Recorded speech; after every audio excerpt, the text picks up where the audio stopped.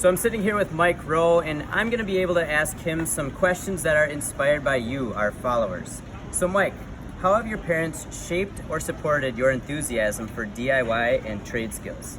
Well, my father encouraged me to watch Dirty Harry over and over, specifically the movie where he says, a man's got to know his limitations. So early on, I realized that I was limited in certain ways and happily better equipped in other areas. So my father was a voice of ongoing realism and practicality. My mother, on the other hand, said I could do anything I wanted.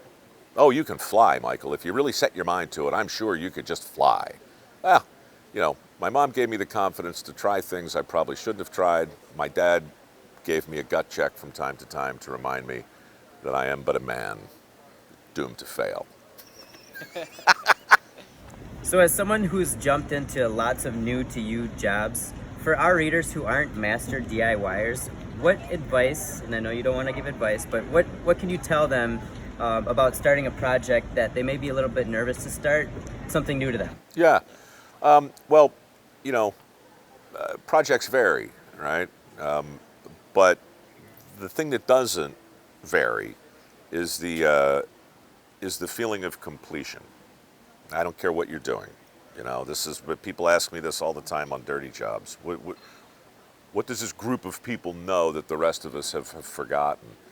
And part of it is the joy of getting something done. Beginnings, middles, and ends, right? So many jobs today, so many quote unquote good jobs, you never know when you're done. Like your desk always looks the same, there are no visual cues. Do-it-yourself projects, dirty jobs, you know how the ditch is going. All you have to do is look at it, and when it's done, it's like, oh, look, there's a ditch there where there wasn't one. I did that.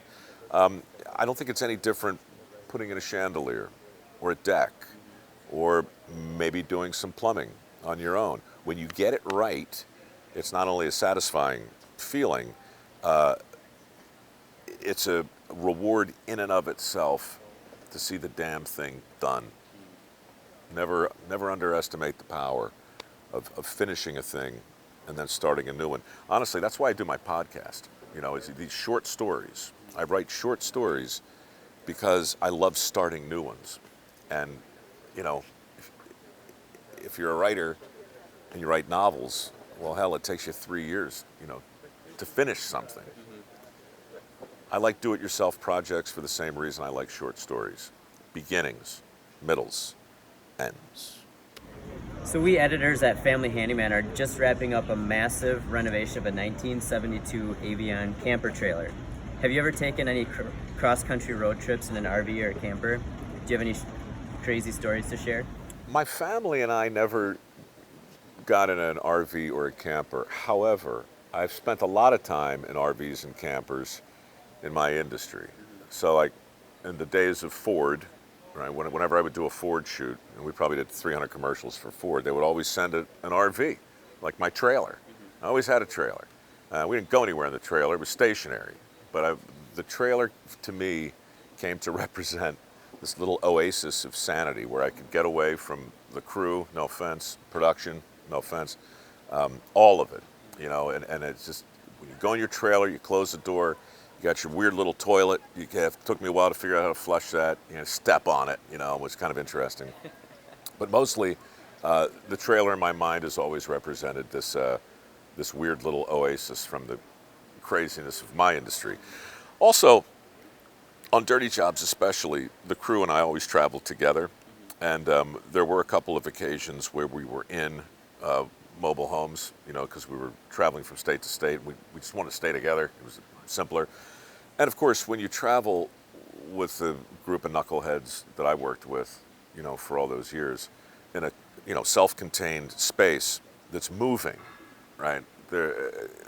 We were just endlessly brutal to each other with pranks, and you're just trapped together in this moving mobile trailer of regret and ennui.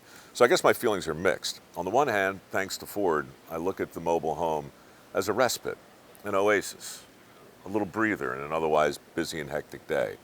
But when I reflect back on dirty jobs, it was really just a horror show on wheels.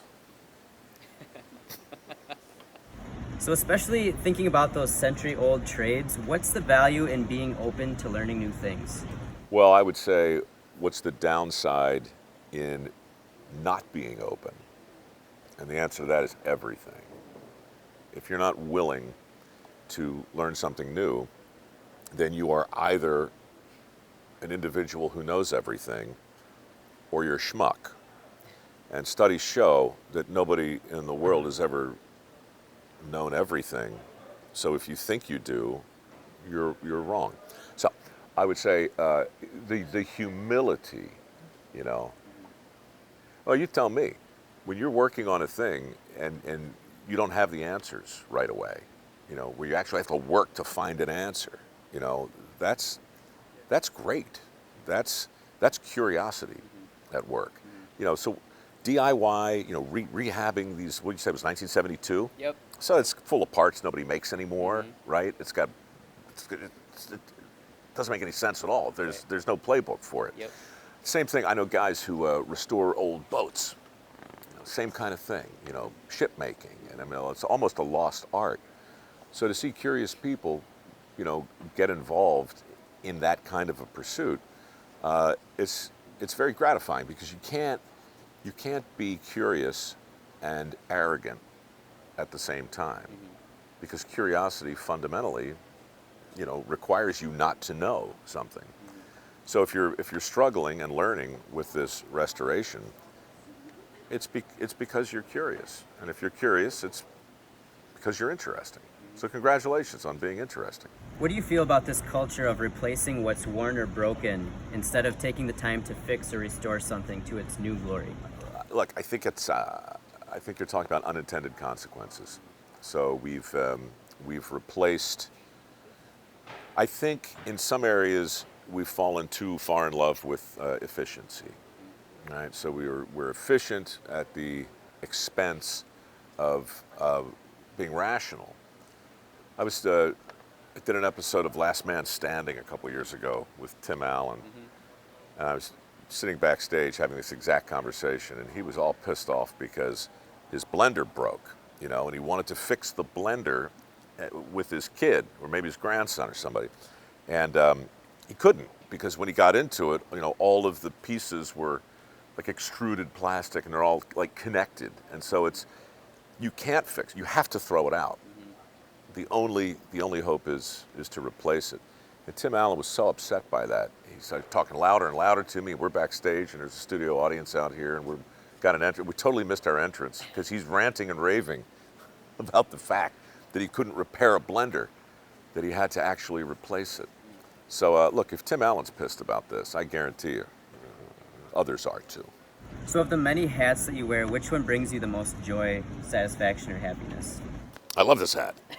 I'll tell you why. There's nothing on it. There's no logo. There's nothing. I've had this hat for about 20 years and 3 or 4 others like it.